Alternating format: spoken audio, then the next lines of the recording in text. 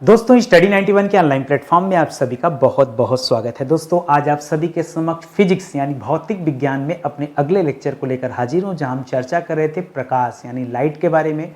Light से संबंधित जितने भी महत्वपूर्ण सवाल आपसे आपकी परीक्षा में पूछे जाते हैं उन्हीं सवालों पर हम चर्चा कर रहे हैं। आज हमारा लाइट चैप्टर का ये दूसरा पार्ट है। ओवरऑल फिजिक्स की देखा जाए दोस्तों तो अभी हम लोग अगर टोटल की बात करेंगे तो 484 नंबर का लेक्चर है। फिजिक्स की बात करेंगे तो आज हमारा 29 नंबर का लेक्चर है, 29 नंबर का ये लेक्चर है। ठीक है, 29 नंबर का दोस्तों लेक्चर है। हम लोगों ने फिजिक्स पढ़ना शुरू किया था 456 नंबर से, तो 56 से लेके 66 आपका 10 लेक्चर हो गया, 66 से 76 आपका 20 लेक्चर हो जाएगा और 85 पे आते आते आपका 30 लेक्चर कवर हो जाएगा। तो इस तरह से दोस्तों ये आप याद रखेंगे। ठीक है, तो 29वां लेक्चर जो है हमारा फिजिक्स का है और आज की क्लास अगर आप देखते हैं तो पूरे 14,520 सवाल आपके तैयार हो जाएंगे। ठीक है, तो चलिए शुरू करते हैं अपने सवालों को पढ़ना। यदि आपको भरोसा हो अपने नितिन सर पर और लगता हो कि कंटेंट सर का अच्छा है, आप सर अच्छे से पढ़ा पाते हैं, तो आप एक मौका जरूर दीजिए। मौका कहां से दीजिए दोस्तों? मैं कहता हूं आप जीएस पढ़ ही रहे हैं तो हिस्ट्री से दोस्तों आप शुरुआत कीजिए, इतिहास विषय से। ठीक है, मैंने इतिहास का एक कंप्लीट बैच लॉन्च किया है। एक बार आपने पढ़ लिया ना, आपको ऐसा इतिहास जीवन में पढ़ने को नहीं मिलेगा। ये मैं अपनी तारीफ नहीं कर रहा हूं, आपको भरोसा दिला रहा हूं। ठीक है, आप पढ़ के देखो, आपको आनंद आ जाएगा। बैच ज्वाइन करने से पूर्व आप डेमो जरूर देखिएगा। डेमो क्लास के लिए कोई चार्ज नहीं देना है, कम से कम एप्लीकेशन डाउनलोड करके डेमो तो देख लीजिए। डेमो देखे रहिए, क्लास परचेज करना हो या ना हो, जब हो जाएगा आपको लगेगा कि नहीं कर लेना चाहिए तो कर लीजिएगा। अभी डेमो देख के कम से कम रेडी रहिए। ठीक है, चलिए सीधे आते हैं सवालों पर और पढ़ना आरंभ करते हैं। पहला सवाल दे रहा दोस्तों कि उत्तल एवं अवतल दर्पण ये किसके प्रकार है? ठीक है, उत्तल अवतल दर्पण दोस्तों ये किसके प्रकार है? अरे पूछने वाली बात है। ये गोलीय दर्पण के प्रकार हैं। किसके प्रकार दोस्तों? ये गोलीय दर्पण के प्रकार हैं। ठीक है, गोलीय दर्पण के दो प्रकार होते हैं। एक होता है उत्तल दर्पण। क्या होता है? एक होता है उत्तल दर्पण और एक होता है अवतल दर्पण। ठीक है, उत्तल दर्पण और अवतल दर्पण ये गोलीय दर्पण के दो अलग अलग प्रकार होते हैं। अच्छा, एक बात और याद रखेगा, परीक्षा में गोलीय दर्पण भी दे सकता है या परीक्षा में गोलाकार दर्पण भी दे सकता है। तो देखिए मेरा दोस्त ना लगा दीजिएगा कि नितिन सर तो गोलीय दर्पण पढ़ाए थे, हमारे परीक्षा में तो गोलाकार दर्पण दे रहा है। एक ही बात है भाई, इसमें कोई परेशान होने वाली बात नहीं है। ठीक है, आगे बढ़िए। अगला सवाल दे रहा है कि समकोण यानी 90 डिग्री पर झुके दो समतल दर्पण के बीच में कितने प्रतिबिंब बनते हैं? देखिए कह रहा है कि 90 डिग्री पर झुके हुए दो समतल दर्पण हैं। एक दर्पण देखिए ऐसे रखा हुआ है, दूसरा दर्पण दोस्तों ऐसे रखा हुआ है। इन दोनों के बीच में जो कोण बन रहा है ये 90 डिग्री का कोण है। तो इसमें कुल कितने प्रतिबिंब बनते हैं? तो याद रखेगा यहाँ पे कुल प्रतिबिंब बनेंगे 3 प्रतिबिंब। ठीक है, कितने प्रतिबिंब बनेंगे? कुल 3 प्रतिबिंब बनते हैं। ठीक है, आप कहेंगे सर ये आपने तो बता दिया, लेकिन इसको ज्ञात कैसे किया जाएगा? ठीक है, इसको पता कैसे किया जाएगा कितना ही बनेगा? तो याद रखेगा यहाँ फार्मूला होता है। ठीक है, फार्मूला क्या होता है दोस्तों? प्रतिबिंब की कुल संख्या बराबर, ठीक है, प्रतिबिंब की कुल संख्या बराबर क्या होता है? 360 डिग्री बटा के जितना भी डिग्री दिया हो, ठीक है, वो डिग्री लिख लीजिएगा। ठीक है, तो इसको हम थीटा लिख दे रहे हैं -1। ठीक है, -1। अब देखिए फार्मूला क्या कहता है? फार्मूला ये कहता है, इसको मिटा देते हैं। ठीक है, फार्मूला ये कहता है कि 360 डिग्री में यहाँ जितना दिया उसे 90 डिग्री दिया है तो 90 डिग्री का भाग दीजिए। अगर 45 दिया है तो 45 से भाग दीजिए। तो 9 एकम 9, 9 चौका 36, आ गया 4, इधर होता -1, तो क्या हो जाएगा? 4 - 1 यानी कितना आ जाएगा? 3 आ जाएगा। ठीक है, समझ में आ गया? तो ये जैसे मान लीजिए 180 डिग्री दे दे तो आंकड़ा चेंज हो जाएगा। ठीक है, तो इस तरह से आप इसे याद रखेंगे, ये अच्छा सवाल हो जाएगा आपका। आगे देखिए, अगला सवाल दे रहा है कि अगर दो समानांतर दर्पण रख दिया जाए आमने सामने तब कितना? इसका चित्र इसमें, इसका चित्र इसमें, फिर इसका चित्र इसमें, फिर इसका चित्र इसमें, आप जितना देख लो, इसीलिए हम कहते हैं अनंत। ठीक है, अनंत प्रतिबिंब दोस्तों बनेंगे। इसकी सिर्फ एक ही दोस्तों कंडीशन होती है, अनंत करने की एक ही कंडीशन होती है, जब दर्पण कैसे रखे हों? समानांतर हों।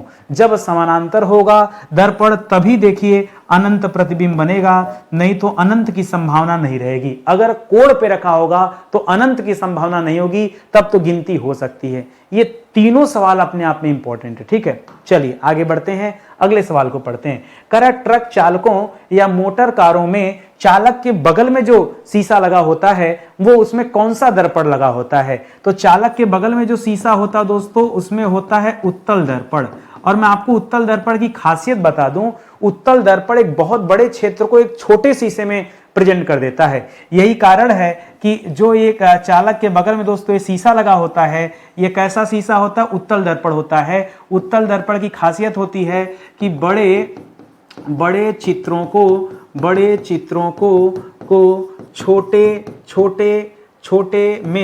छोटे में प्रदर्शित करना, ठीक है, प्रदर्शित करना, ये खासियत होती है। तो एक बड़ा भूभाग जो दोस्तों ये छोटे में हो जाता है। एक चीज और बता दूं, यहाँ पे पॉइंट याद रखेगा, यह चित्र को सीधा बनाता है, यह चित्र को छोटा बनाता है, किंतु चित्र को आभासी भी बनाता है। ये याद रखेगा, चित्र को सीधा बनाएगा, छोटा बनाएगा और आभासी बनाता है। कौन? ये उत्तल दर्पण की खासियत होती है, इसको नहीं भूलना है आपको, ठीक है। आगे बढ़िए। कह रहा सड़क पर लगे हुए जो परावर्तक लैंप हैं वो किस दर्पण का उदाहरण है? इस तरह से दोस्तों सड़क पर आपने लैंप देखा होगा, ठीक है, इस तरह से सड़क पर आपने लैंप देखा होगा। ये जो लैंप होता है दोस्तों, अब इससे क्या होती है, इस लैंप में बल्ब लगा होता है और बल्ब से चारों तरफ प्रकाश आ रहा होता है। तो आपको ये बताना है कि इस लैंप में कौन से दर्पण का प्रयोग किया जाता है।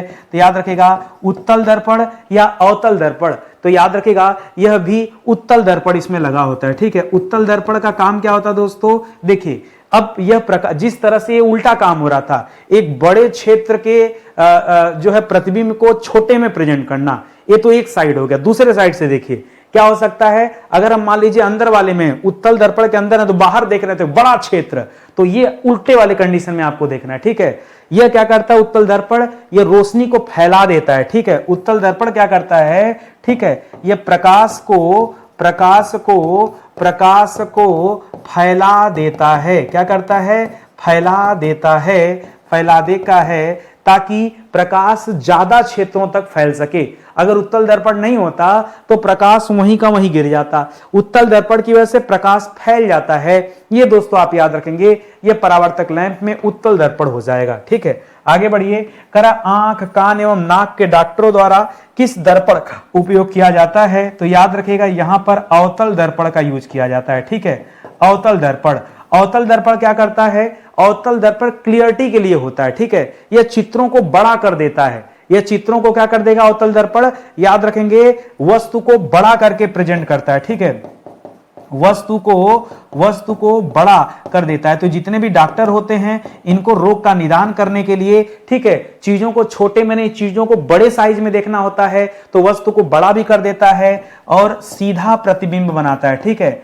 यह सीधा प्रतिबिंब भी बनाता है। तो ये भी याद रखेंगे, वस्तु को बड़ा कर देगा और सीधा कर देता है, ये दोनों याद रखेंगे। इसी कारण दोस्तों आप देखे होंगे, कभी आप अगर उसमें जाते हैं सैलून वगैरह में जाते हैं तो आपको अपना चेहरा बड़ा अच्छा दिखता है, बहुत स्मार्ट आप दिखते हैं। क्यों?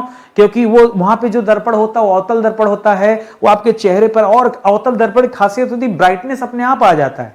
हम जितना खूबसूरत, जितना सुंदर, जितना स्मार्ट दोस्तों सैलून में लगते हैं, घर पे आने के बाद नहीं लगते हैं। सही कह रहा हूं कि गलत? कारण क्या दोस्तों? अवतल दर्पण वो आपको सुंदर बना ही देता है, एक्चुअली आपके चेहरे को बड़ा कर देता है, तो निखार ज्यादा आ जाता है, ठीक है।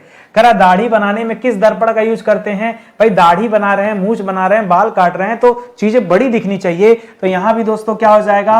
अवतल दर्पण हो जाएगा। अवतल दर्पण का यूज किया जाता है, चाहे दाढ़ी बनाने में, चाहे अंगों को देखने में, चाहे आप जो भी कर लीजिए। ये करते क्या है? ये वस्तु को बड़ा कर देते हैं, ठीक है। यह वस्तु को बड़ा प्रदर्शित करते हैं और साथ ही साथ याद रखेंगे ये सीधा प्रतिबिंब बनाते हैं। क्या बनाते हैं? यह सीधा प्रतिबिंब बनाते हैं। ये दो बातें दोस्तों आप यहां पे याद रखेंगे। अगला पॉइंट देखिए, कह रहा गाड़ी के हेडलाइट, जो गाड़ी की आगे की हेडलाइट होती है और जो सर्च लाइट होती है, इसमें किस दर्पण का यूज करते हैं? उत्तल दर्पण या अवतल दर्पण का? तो याद रखेंगे इसमें अवतल दर्पण का प्रयोग किया जाता है, ठीक है। देखिए बच्चा कंफ्यूज हो जाता है। बच्चे ने भी पीछे पढ़ा कि जो खंभा लगा होता है, ये खंभे में जो लाइट होता है ये उत्तल दर्पण होता है। उत्तल दर्पण को क्या होता है? प्रकाश को फैला देता है, ठीक है। प्रकाश को फैला देता है। यह उत्तल दर्पण की दोस्तों खासियत होती है, ठीक है। यह उत्तल दर्पण की खासियत होती है, प्रकाश को फैला देता है। तो यहां जो बल्ब लगा है ये प्रकाश को फैलाने का काम कर रहा है। लेकिन जो गाड़ियों का बल्ब है, इसको प्रकाश को फैलाना नहीं है, इसको प्रकाश को केंद्रित करना है, रोड पे ज्यादा दिखाना है, चारों तरफ तो उसके प्रकाश से प्रकाशित हो रहा है। लेकिन दोस्तों अवतल दर्पण क्या करता है, अवतल दर्पण यहां पे क्या करता है, ठीक है, यह प्रकाश को केंद्रित करता है, प्रकाश को केंद्रित करके ठीक है चालक के समक्ष प्रदर्शित करता है, ठीक है, प्रदर्शित करता है। ये क्या करता है दोस्तों, ये एकदम जहां ड्राइवर है ना, ड्राइवर का ठीक आगे जहां उसको जरूरत हो वहां पे दोस्तों सारी लाइट को लाके गिरा देता है। क्यों? अगर वहां लाइट नहीं दिखेगा तो रोड आपको नहीं दिखेगा। अरे आप गाड़ियों में लाइट इसलिए थोड़ा लगाएं कि आपको अगल बगल का नजारा दिखता हुआ चले, हाँ, रोड देखना भाई आपको। तो ये बड़ा कंफ्यूजिंग वाला सवाल होता है, उत्तल अवतल में हमेशा दिमाग उलझ जाता है। आज के बाद ना उलझिएगा, अपने देसी भाषा में आपको समझा रहा हूं, जैसा मैंने पढ़ा है, जैसा मैंने समझा है वो चीज मैं आपको दे रहा हूं, वरना किताबी भाषा में पढ़ेंगे तो दिमाग में जाएगा नहीं। भाई एक शिक्षक की जरूरत क्यों पड़ती है आपको, ताकि चीजें आपको समझ में आ जाएं। तो इससे बेहतर तरीका कोई नहीं है इसको समझने का, ठीक है। करा सोलर कुकर में कौन सा दर्पण यूज होता है, सोलर कुकर में भी दोस्तों अवतल दर्पण का यूज किया जाता है। अब मैं आपको बता रहा हूं क्यों अवतल दर्पण का यूज होता है। कारण यह होता है सूर्य के प्रकाश को, ठीक है, सूर्य के प्रकाश को एक जगह केंद्रित किया जाता है, ठीक है, एक जगह केंद्रित किया जाता है, तभी तो खाना बनेगा। सूर्य का प्रकाश अगर फैला दोगे आप तो बताइए सोलर कुकर का काम क्या है, सारे जितना प्रकाश पड़ा उसको एक बिंदु पे ला के गिराते हैं, तब दोस्तों क्या होता है, तब वो खाना बन के तैयार होता है। इसलिए यहां भी क्या करेंगे, अवतल दर्पण कीजिएगा। ये बात समझ में आ रहा है ना। अवतल दर्पण का क्या काम है, प्रकाश को एक जगह केंद्रित कर देना। उत्तल दर्पण का काम है प्रकाश को फैला देना। बस इतनी बात अगर आपके दिमाग में है तो अपने आप सब सही कर लेंगे आप। करा सघन माध्यम से विरल माध्यम में गमन करते समय प्रकाश की चाल पर क्या प्रभाव पड़ता है। अच्छा एक बात बताओ, मैं आपको कह दूं कि खूब भीड़ लगा है, उस भीड़ में आपको दौड़ना है, तब आपकी चाल क्या होगी, और जहां भीड़ ना हो वहां आपको दौड़ना है, तब आपकी चाल क्या होगी, कहां ज्यादा दौड़ोगे। सर सघन माध्यम में गति कम होगी। देखो समझा रहा हूं, 2 पॉइंट, ठीक है, 2 पॉइंट। अगर माध्यम सघन माध्यम होगा तो क्या होगा, अगर विरल माध्यम होगा तो क्या होगा, ठीक है, सिंपल सी बात है। सघन माध्यम में आप हो चाहे प्रकाश हो, दोनों ही क्या करेगा दोस्तों, गति कम होगा, ठीक है, गति कम होगा, ठीक है। जैसे विरल माध्यम में जाएगा गति अधिक होगा, ठीक है, गति अधिक होगी, ठीक है। तो याद रखिएगा सघन माध्यम है तो प्रकाश की गति कम होगी, विरल माध्यम में जाएगा तो प्रकाश की गति बढ़ जाएगी। तो यहां क्या लिख रहा है दोस्तों, सघन से विरल, तो विरल मात्रा में माध्यम में जाने पर क्या होगा, ये गति अधिक हो जाएगी। तो क्या प्रभाव पड़ेगा, याद रखेंगे गति बढ़ जाएगी, गति अधिक हो जाएगी, बस, ठीक है। यही बात आपसे पूछा जा रहा है। कभी कभी इसको उल्टा दे देगा कि प्रकाश विरल माध्यम से सघन माध्यम में चला गया। अरे आप खाली स्थान पे दौड़ रहे थे, तब तक भीड़ आ गई, अब धीमा हो जाइए, और भीड़ आ गई और धीमा हो जाइए, हाँ, ज्यादा भीड़ आ गई तो रुक जाना पड़ेगा। बस ऐसा ही प्रकाश के साथ भी होता है। तो एकदम सिंपल सा सवाल है, जब तक आप नहीं जान रहे थे तब तक परेशान थे। करा जब प्रकाश एक माध्यम से दूसरे माध्यम में प्रवेश करता है तो क्या अपरिवर्तित रहता है, क्या नहीं चेंज होता है, ठीक है। तो मैं यहां पे 2 चीजें आपको समझा रहा हूं, एक अपरिवर्तित क्या रहता है वो समझ जाइए, और एक परिवर्तित क्या होता है वो समझ जाइए। अपरिवर्तित, ठीक है, क्या अपरिवर्तित रहता है दोस्तों, तो लिखिएगा आवृत्ति जो होती है ना, जो प्रकाश की आवृत्ति, जो प्रकाश की फ्रीक्वेंसी होती है, वो जो होती है दोस्तों अपरिवर्तित होती है। दूसरा सवाल, क्या क्या परिवर्तित हो सकता है, यह देखिए कितना प्यारा सा सवाल है ना, क्या क्या चेंज हो सकता है। न चेंज होने वाले में तो आवृत्ति है, चेंज होने वाले में क्या क्या दोस्तों, तो प्रकाश का वेग बदल सकता है, प्रकाश की तरंगदैर्घ्य दोस्तों बदल सकती है ना। क्या क्या चेंज हो सकता है, देखिए वेग बदल सकता है माध्यम की वजह से, तरंगदैर्घ्य बदल सकता है, और प्रकाश का अपवर्तनांक बदल सकता है। क्या बदल सकता है, प्लस क्या बदल सकता है, अपवर्तनांक, ठीक है, अपवर्तनांक, क्या बोलते हैं इसको ध्यान से सुनिएगा, अपवर्तनांक, अपर्वत नहीं होता, अपवर्त नांक। ये तीन चीजें ऐसी हैं दोस्तों जो बदल सकती हैं, जो परिवर्तित होते हैं। दोनों बात याद रखेगा। अभी के लिए पूछा है अपरिवर्तित तो बता दो आवृत्ति, कोई दिक्कत नहीं है, लेकिन परिवर्तित वाला बताने के लिए भी तैयार रहना। तो ये तीनों चीज दोस्तों चेंज होता है जब कभी प्रकाश एक माध्यम से दूसरे माध्यम में प्रवेश करता है। तो करा प्रकाश सजावट एवं विज्ञापन में कौन सी गैस इस्तेमाल की जाती है? इसको नियॉन गैस कहते हैं। क्या कहते हैं? नियॉन गैस कहते हैं दोस्तों। नियॉन स्टाइल आजकल बड़ा चर्चित है, ठीक है। ये दोस्तों इसका यूज हम सजावट वगैरह में करते हैं। आप एक बार गूगल कर लीजिए, आपको ऑटोमेटिक समझ में आ जाएगा। शहरों में रात में जो लाइटें जगमगाती हैं उसमें दोस्तों आजकल एडवर्टीजमेंट के लिए नियॉन लाइट का इस्तेमाल किया जा रहा है, खास करके कैफे वगैरह में। करा प्रकाश संश्लेषण की क्रिया में रूपांतरित ऊर्जा होती है। प्रकाश संश्लेषण की क्रिया में रूपांतरित ऊर्जा कौन सी होती है? तो जो प्रकाश ऊर्जा होता है वो रासायनिक ऊर्जा में बदल जाता है, ठीक है। लिखेगा प्रकाश ऊर्जा ही रासायनिक ऊर्जा में बदल जाती है। रासायनिक ऊर्जा में बदल जाती है। देखिए प्रकाश संश्लेषण की वजह से हम कहते हैं पौधे अपना खाना बनाते हैं, ठीक है। तो प्रकाश संश्लेषण के साथ साथ उन्हें क्या चाहिए? उन्हें चाहिए प्रकाश संश्लेषण के साथ साथ उन्हें जल की आवश्यकता होती है, जल या जलवाष्प की आवश्यकता होती है। दोनों में से कुछ भी मिल जाएगा तो चलेगा। और उन्हें CO2 की आवश्यकता होती है। बिना कार्बन डाइऑक्साइड के वो खाना नहीं बना पाते हैं, ठीक है। तब जब CO2 मिलेगा तभी खाना बनना शुरू होगा, ठीक है। तो आप याद रखेंगे। और यही प्रकाश ऊर्जा रासायनिक ऊर्जा में चेंज हो जाती है खाना बनने के बाद, ठीक है। आगे बढ़िए। करा कि साबुन के पतले झाग में चमकदार रंगों का बनना। दोस्तों हम लोग छोटे छोटे थे तो साबुन का जो है गुब्बारा बनाते थे। इस तरह से हाथों में झाग मिल जाता था और इसको इस तरह से फूंकते थे तो यहाँ एक अच्छा सा बबल बनता था, ठीक है। और वो चमकदार होता था और रंगीन होता था। करा इस घटना का परिणाम क्या दोस्तों? तो दो चीजें आप याद रखेगा जो आपसे आपकी परीक्षा में पूछ सकता है। इसका मुख्य कारण है व्यतिकरण, ठीक है। व्यतिकरण के कारण दोस्तों ये जो है साबुन के पतले झाग जो होते हैं चमकदार बनते हैं। अब एक नया ऑप्शन भी आ गया है, बहुलित परावर्तन, ठीक है। एक नया ऑप्शन आजकल परीक्षा में मिल रहा है।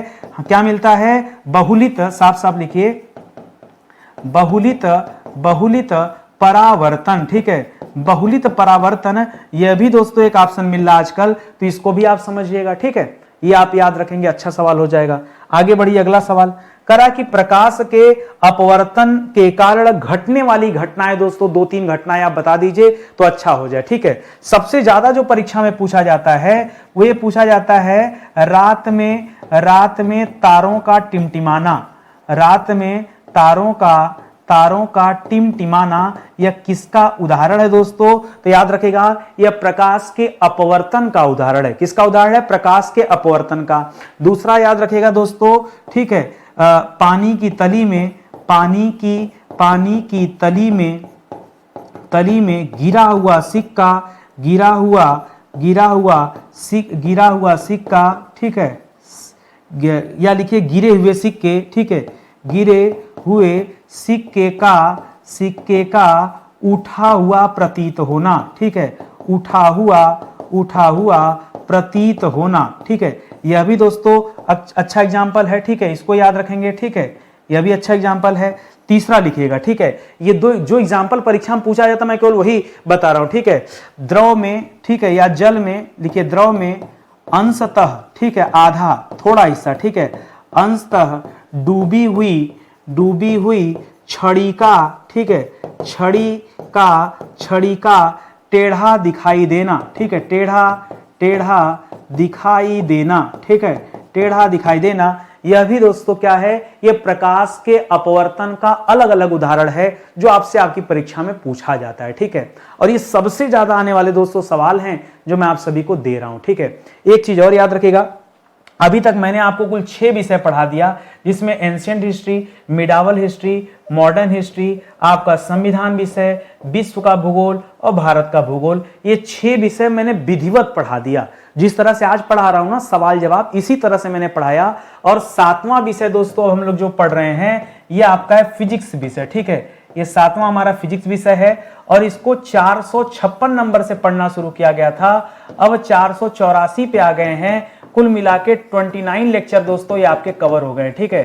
29 लेक्चर दोस्तों अब तक मैं आप सभी को पढ़ा चुका हूं और धीरे धीरे फिजिक्स जो है अपने समापन की तरफ है। बहुत जल्द फिजिक्स जो है समाप्त हो जाएगी, ठीक है। समाप्त हो जाएगी तो फिर केमिस्ट्री हम लोग पढ़ा जाएगा और क्या।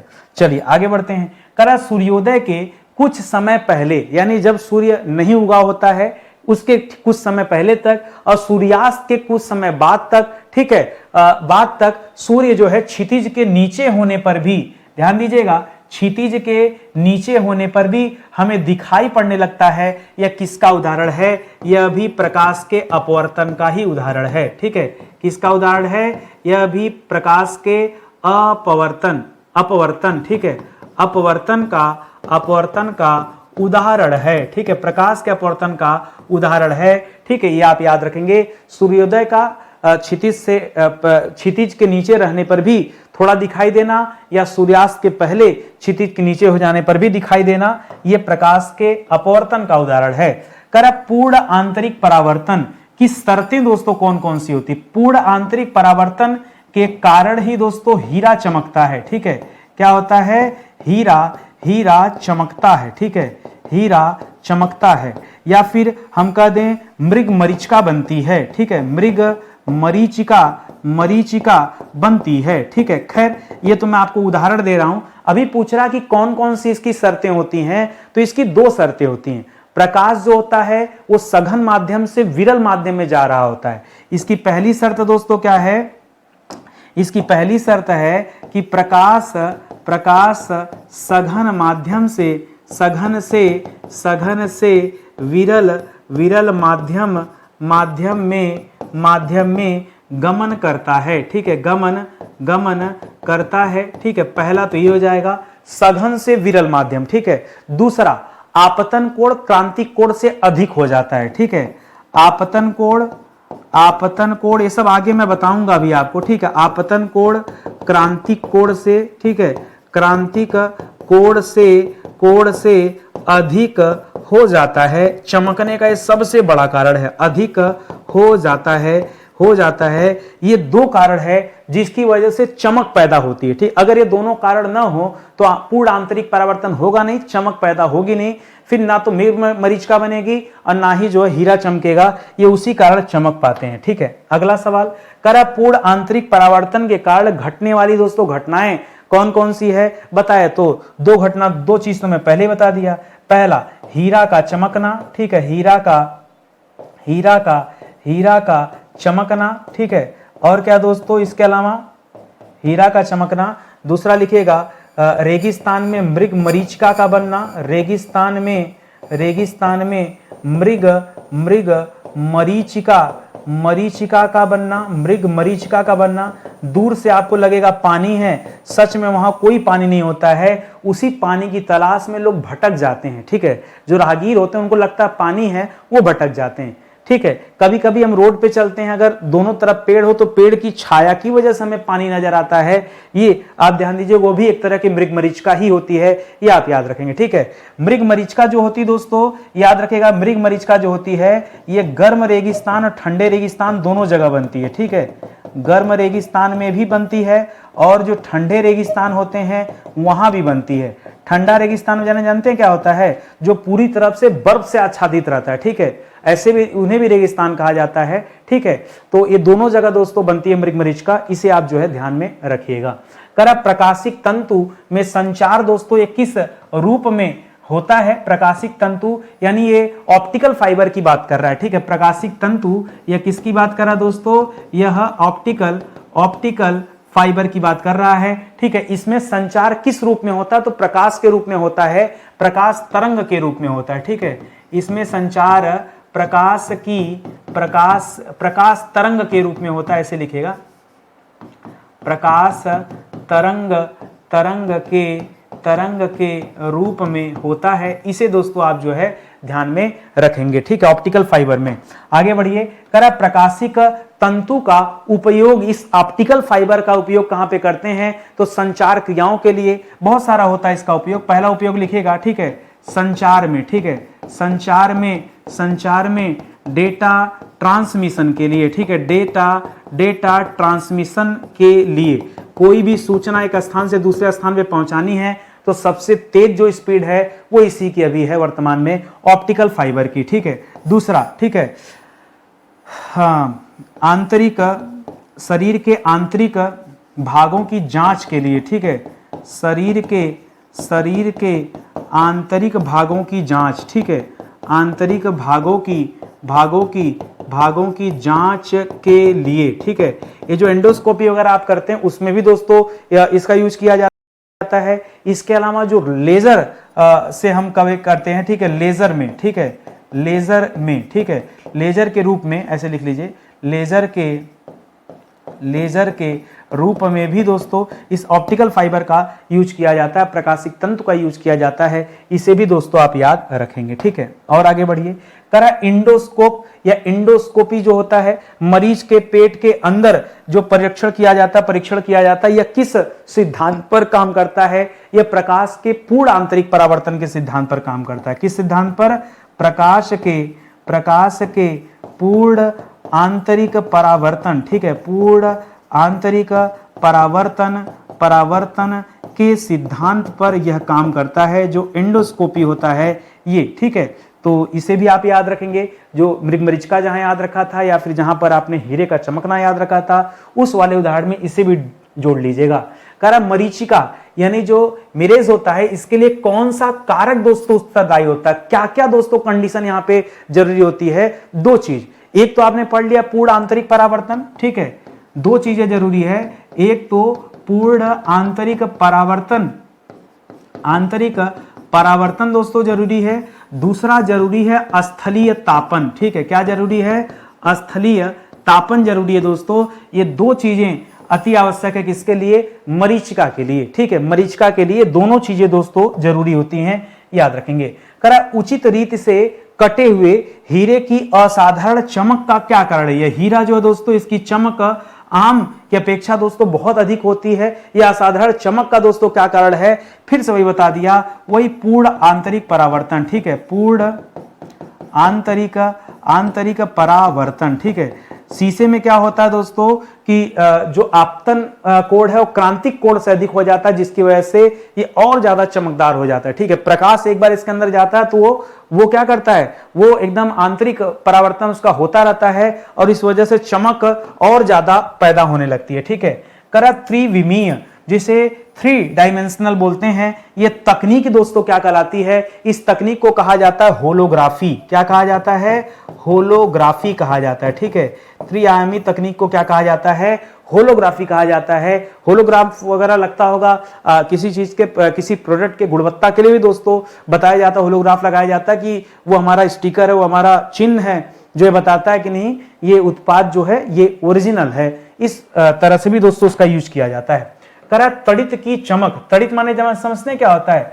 तड़ित का तमक होता है, तड़ित का अर्थ होता है बिजली। ठीक है, बिजली का चमकना। ठीक है, बिजली का चमकना। ठीक है, प्लस बिजली का चमकना, अब वही आगे दे रहा है, बिजली का चमकना उसकी गर्जना से पूर्व ही सुनाई देता है। ठीक है, तो याद रखिएगा गर्जन से पूर्व ही सुनाई देती है। अब देखिए ये जो चमक है दोस्तों, ये दृश्य रूप में होती है। ठीक है, यह किस रूप में होती है? दृश्य रूप में होती है। ठीक है, और जो गरज है, ठीक है, गरज मतलब गरजना, यह श्रवण रूप में होती है, सुनने के रूप में, श्रवण रूप में। ठीक है, श्रवण रूप में। तो देखिए मैं कह रहा हूं कि दृश्य वाली जो होती है, जो चमक है वो पहले धरती पे पहुंचती है। ठीक है, क्योंकि चमक दोस्तों याद रखेगा प्रकाश की गति अधिक होती है। ठीक है, प्रकाश की गति अधिक होने के कारण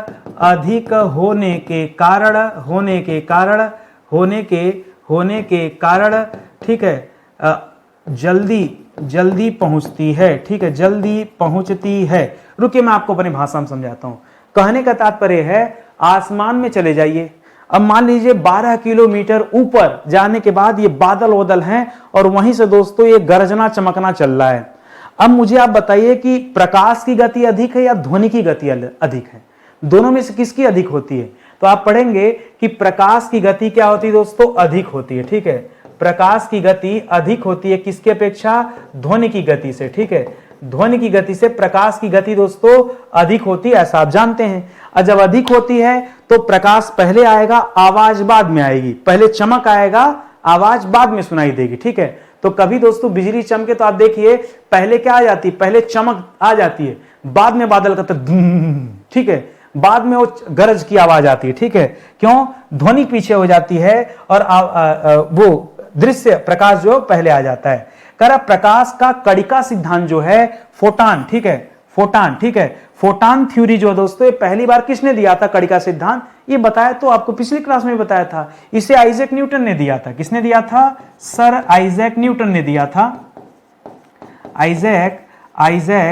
सर आइजैक न्यूटन ने ये प्रकाश का फोटॉन सिद्धांत दिया है और यहीं पे बताया था कि जो प्रकाश है छोटे छोटे पैकेटों के रूप में बटा हुआ है, ठीक है, प्रकाश छोटे छोटे पैकेटों के रूप में, ठीक है, पैकेटों के रूप में बटा हुआ है, ठीक है, बटा हुआ है, ठीक है, यह भी दोस्तों आप याद रखेंगे, अच्छा पॉइंट है। आगे बढ़िए, कह रहा है प्रकाश का जो तरंग सिद्धांत है, जो वेव थ्योरी है, ये किसने दिया है, ये क्रिस्टियन ह्यूजेंस ने दिया है। किसने दिया है, यह सिद्धांत जो है, यह सिद्धांत क्रिस्टियन ह्यूजेंस, ठीक है, ह्यूजेंस, ठीक है, ह्यूजेंस ने दिया है दोस्तों, ये आप याद रखेंगे। यानी प्रकाश जो है इसका जो तरंग सिद्धांत है, ठीक है, इसके बारे में बता रहा है। कण सिद्धांत अपनी जगह है, तरंग सिद्धांत अपनी जगह है, ठीक है।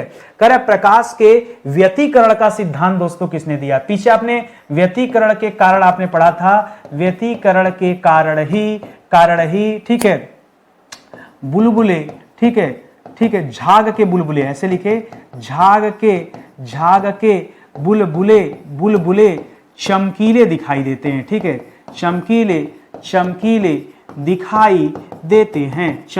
दिखाई देते हैं, ये आप याद रखेंगे। और व्यतिकरण का सिद्धांत किसने दिया है, थॉमस यंग ने दिया है। किसने दिया दोस्तों, यह सिद्धांत थॉमस यंग ने दिया है। किसने दिया है, थॉमस यंग ने यह सिद्धांत दिया है, व्यतिकरण का सिद्धांत, ठीक है। आगे बढ़िए, कह रहा है प्रकाश के वेग का सिद्धांत किसने दिया है, वेग का सिद्धांत रोमर ने दिया है। किसने दिया दोस्तों, प्रकाश के वेग का सिद्धांत रोमर ने दिया है। और प्रकाश, दो चीजें बताइए, प्रकाश की गति दोस्तों सर्वाधिक कहां होती है, न्यूनतम कहां होती है, ठीक है, प्रकाश की गति सर्वाधिक कहां होती है और न्यूनतम कहां होती है। दो सवाल आपके लिए जानना जरूरी है। तो कभी आपसे अधिकतम पूछे तो बताइएगा निर्वात में, ठीक है, निर्वात में सबसे तेज होती है, और न्यूनतम पूछे तो लिखिएगा कांच में। क्यों, उसके अपवर्तनांक के कारण कांच में सबसे कम होती है और निर्वात में सबसे ज्यादा होती है, इसे आप याद रखेंगे, ठीक है।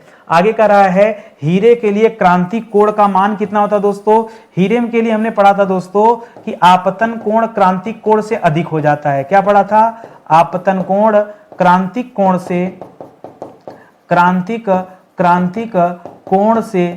से अधिक रहता है, यही कारण है चमकने का, ठीक है, अधिक रहता है। अभी सवाल अलग पूछ रहा है, अभी के लिए सवाल दे रहा है कि हीरे के लिए क्रांतिक कोण का मान कितना है, तो 24, ठीक है, 24 डिग्री है, ये आप याद रखें। एग्जैक्ट देखेंगे तो 24.4 कर दीजिएगा, ठीक है। तो या तो परीक्षा में 24.4 देगा या तो परीक्षा में 24 डिग्री देगा, तो ये दोनों दोस्तों आप याद रखेंगे। नहीं पता आपको नया वाला दे दे, पुराना वाला दे दे, ये आप में से कुछ भी दे देगा, 24 या 24.4। फिलहाल दोनों आपका जवाब गलत नहीं है, दोनों सही है। तो जैसा उत्तर है वैसा आप कीजिएगा, ठीक है। तो 30 सवाल यार खत्म हो गया, बड़ा जल्दी आज समाप्त हो गया। हमें तो बताइए 30 सवाल पढ़ाने में भी आप देखिए 30 मिनट का समय नहीं लगता है। थोड़ा बहुत इधर उधर की बातें हो जाती है कोर्स के बारे में, उसको हटा देंगे तो 30 सवाल विधिवत समझाने में 30 मिनट नहीं लगता है। इस स्पीड से अगर आप पढ़ा जाए, सीखा जाए तो मजा आ जाएगा। पीछे का वीडियो अगर आपने नहीं देखा तो देख लीजिए, बहुत फायदा देगा आपको ये लेक्चर, ये सीरीज। और बाकी स्टडी 91 के जो कोर्स हैं इसकी तुलना ना कीजिए, आप कर भी नहीं पाएंगे। हम बड़े शिद्दत से बहुत आराम से पढ़ाते हैं, लोगों की तरह हमारा अपना कोई टास्क नहीं कि हमको इतना बड़ा प्लेटफॉर्म बना देना है और ये कर देना, ठीक है। हमें आदत है मेहनत करने की, अच्छा कंटेंट देने की, ठीक है, और वो मैं करते रहता हूं चाहे समय जितना लगे। कभी कभी मुझे पछतावा होता है, सोचता हूं कि मैं अगर किसी अपने हित में से बात करता हूं जो टीचिंग लाइन में, जाहिर सी बात है मैं टीचर हूं तो टीचर से ही मेरी बात होगी, तो पता चलता है कि भैया सामने वाला 10 लेक्चर पढ़ाया, 12 लेक्चर पढ़ाया, 8 लेक्चर, 7 लेक्चर। मुझे अपने ऊपर बड़े शर्म आती है। मैं कितना पढ़ाता हूं, मैं 4 से ज्यादा पढ़ा ही नहीं पाता हूं। हाईएस्ट 4 लेक्चर, वो अधिकतम है 4 लेक्चर, ठीक है, और न्यूनतम 1 लेक्चर। मतलब मैं कितना भी मेहनत कर लूं, 1 2 3 4, 4 से ज्यादा नहीं। जिस दिन बहुत मेहनत हो जाएगी उस दिन 4 हो जाएगा, अन्यथा 2 3 2 3 1 2 3, इसी में मेरी जिंदगी खत्म हो जाती है। मैं सोचता हूं यार कि मैं भी तो उनसे ज्यादा मेहनत कर रहा हूं। अरे भारत कितना मेहनत, अब देखिए हम ये नहीं कहेंगे कि हम 24 घंटा मेहनत करते हैं, हमको 8 घंटा सोने को चाहिए, 8 घंटा एकदम सोने को चाहिए, चाहे जैसे चाहिए, ठीक है। तो वो 8 घंटा काट देता हूं, बचा 16 घंटा। अरे दिन भर सोने से थोड़े काम, कोई कहेगा कि हम 16 घंटा काम करते, क्यों? खाना पीना, नहाना धोना, नित्य कर्म सब नहीं है। पत्नी को समय देना, बच्चों को समय देना है, दोस्तों को समय देना, परिवार को समय देना है, तो 2-4 घंटे 5 घंटे ये भी निकाल दो। और हर दूसरे दिन एक पिक्चर मेरे लिए जरूरी है, ठीक है। और कुछ मिले ना मिले लेकिन एक पिक्चर जरूर देखता हूँ, ठीक है। एकदम आदत में है वो एक तरह से ना मुझे बड़ा चार्ज करता है, ठीक है। तो एक तो आदत है, दूसरी क्या, मुझे पढ़ने का बड़ा शौक है, विषय भी और विषय से इतर भी। आप विश्वास नहीं मानेंगे, प्रतिदिन तो नहीं कहूंगा लेकिन सप्ताह में 3 दिन कम से कम अपना समय में निकाल लेता हूं जो मैं विषय छोड़कर इधर उधर की चीजें ज्यादा पढ़ता हूं। मतलब किताब पढ़ने का शौक है, नई नई चीजें पढ़ने का शौक है, नई जिसका हमारे परीक्षा और हमारे जीवन से कोई संबंध न हो, इतना दूर दूर की चीजें मैं पढ़ता हूँ, बड़ा अनायास की चीज नहीं, ज्ञान वाली चीजें पढ़ता हूँ, ठीक है। ये आदत है मेरी। तो कुल मिला जुला के मैं 8-10 घंटे ही काम करता हूँ, बस मुश्किल से 8-10 घंटे काम करता हूँ। उस 8-10 घंटे में मैं 2-3 क्लास ले पाता हूँ। क्लास 1-1 घंटे की रहती है, 1 घंटे इसको ले लीजिए तो आधे घंटे क्लास, बाकी पेड क्लास तो मेरा 1 घंटे ही रहता है, 1 घंटा, सवा घंटा, 1.5 घंटा की एक क्लास होती मेरी। तो बाकी का समय मेरा रिसर्च में जाता है कि क्या पढ़ाना है, कितना पढ़ाना है, कैसा पढ़ाना है, उसमें दोस्तों ज्यादा समय चला जाता है, ठीक है। तो आप भरोसा कीजिए नितिन सर पर, और एक बार आइए मेरे पेड कोर्स को ज्वाइन कर लीजिए ना। जितना निवेदन मैं आपसे कर रहा हूं उससे हाथ जोड़ जोड़कर एक बार फिर आप निवेदन करोगे, सर मेरा हिस्ट्री खत्म हो गया, सर पॉलिटी कहाँ है, ज्योग्राफी कहाँ है, साइंस मुझे पढ़ना है सर, आप ही से पढ़ना है, फिर आप जाने वाले नहीं हो, ठीक है।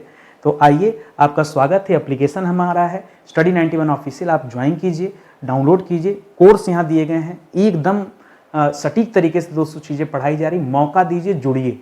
ये हमारा हेल्पलाइन नंबर है, कॉल कीजिए, संपर्क कीजिए, किसी तरह की दिक्कत हो, समस्या हो तो, ठीक है। मिलते हैं अगले लेक्चर में, तब तक के लिए बहुत बहुत धन्यवाद आप सभी का। जय हिंद, जय Bharat, thank you so much.